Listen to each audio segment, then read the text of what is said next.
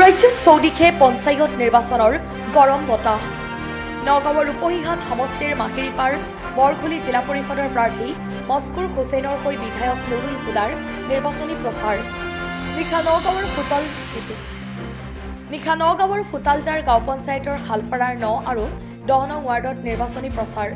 ৰূপহীঘাট বিধানসভা সমষ্টিত কংগ্ৰেছ দলৰ জিলা পৰিষদ আৰু আঞ্চলিক সদস্য পদৰ প্ৰতিজন প্ৰাৰ্থী জয় নিশ্চিত। সাংসদ প্ৰদ্যুৎ বৰদলৈক আক্ৰমণ কৰা সন্দৰ্ভত বিধায়ক নুৰুল হুদাই কয় যে আৰক্ষীয়ে তদন্ত কৰিলে দুধ কা দুধ পানী কা পানী ওলাব। বিধায়ক হুদাই আৰু কয় যে কংগ্ৰেছৰ দিনত যদি চাকৰি বেচা কিনা হৈছিল সেই সময়ত বৰ্তমানৰ মুখ্যমন্ত্ৰী কংগ্ৰেছ চৰকাৰৰ শক্তিশালী মন্ত্ৰী আছিল, তেখেতে বন্ধ কৰা নাছিল কিয়, এতিয়া কয় কিয়? আমি শান্তি, ঐক্য আৰু মানৱ সমাজ বিচাৰোঁ। ভিডিঅ' জাৰ্নেলিষ্ট মৃণালৰ সহযোগত নগাঁৱৰ পৰা বিভূতি বৰাৰ ৰিপৰ্ট, বটদ্ৰা লাইভ। আল্লাহ কৰিলে গোটেইকেইটা সদস্যই আমাৰ প্ৰাৰ্থী জয়যুক্ত হ'ব। বিজেপিয়ে দাবী কৰিছে যে সাংসদ প্ৰদ্যুৎ বৰদলৈক আক্ৰমণকাৰী প্ৰাক্তন কংগ্ৰেছী বুলি দাবী কৰিছে, এই ক্ষেত্ৰত আপুনি কি ক'ব? এই তদন্ত ওলাব।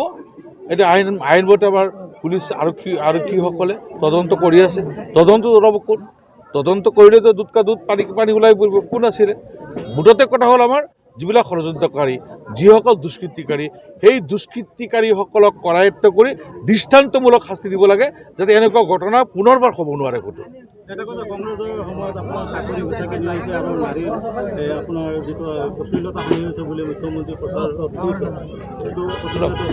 ৰাজনৈতিক কথাবিলাক মই নকওঁ। আজি এই কথাটো মানে এজন মুখ্যমন্ত্ৰী মহোদয়ৰ মুখত শুব নাপায়। গতিকে সেই সময়ত তেওঁ এজন ডাঙৰ মন্ত্ৰী আছিলে, তেওঁ মানে মুখ্যমন্ত্ৰী মহোদয়ৰ তলতে তেওঁৰ ক্ষমতা আছিলে। যদি তেনেকুৱা হৈছিলেই সেই সময়ত কিয় এইটো নিৰ্মূল নকৰিলে? আজি কিয় এই কথাবিলাক কৈ আছে? গতিকে ৰাজনীতি, সমাজনীতি, আমাৰ সমাজখন ঠিক ৰাখিব লাগিব। আমাৰ সমাজত আমি সকলো মিলাপ্ৰীতি থাকিব লাগিব। আমাৰ মাজত হিংসাৰ দ্বাৰা হিংসা কৰি এজনে আন এজনৰ ওচৰত বদনাম দিয়াটোতো ঠিক নহ'ব। আমি প্ৰত্যেকে এটা মানৱ সমাজ সৃষ্টি কৰিব লাগিব। সাম্প্ৰদায়িক সমাজ নহয়, হিন্দু সমাজ নহয়, মুছলমান সমাজ নহয়, খ্ৰীষ্টান সমাজ নহয়, আমি মানৱ সমাজ সৃষ্টি কৰিব লাগিব।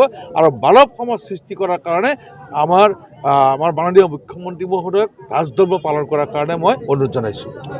পাইছেই ৰূপহীঘাট সমষ্টিৰ ফুটালজাৰ গাঁও পঞ্চায়তৰ 2টা ৱাৰ্ড, মাত্ৰ 9 নম্বৰ আৰু 10 নম্বৰ 2টা ৱাৰ্ড, 2টা ৱাৰ্ডৰ এই জনসাধাৰণখিনি আহি ইয়াত সন্নিৱিষ্ট হৈছে। গতিকে তেওঁলোকৰ পৰা যিখিনি মই সমাদৰ পালোঁ, যিখিনি মৰম স্নেহ পালোঁ, মই এই ফুটালজাৰ 9 নম্বৰ আৰু 10 নম্বৰ ৱাৰ্ডৰ শালপাৰা গাঁৱৰ সমূহ জনসাধাৰণক মই কৃতজ্ঞতা জ্ঞাপন কৰিছোঁ, ধন্যবাদ জ্ঞাপন কৰিছোঁ। আৰু তেওঁলোকৰ সঁহাৰিত আমি আশ্বস্ত হৈছোঁ যে ইয়াৰ পৰা আমি গাঁও পঞ্চায়ত সদস্য, আঞ্চলিক পঞ্চায়ত সদস্য, জিলা পৰিষদ সদস্য বিপুলবোৰত আমাৰ জয়ী হ'ব, সেইটো নিশ্চিত।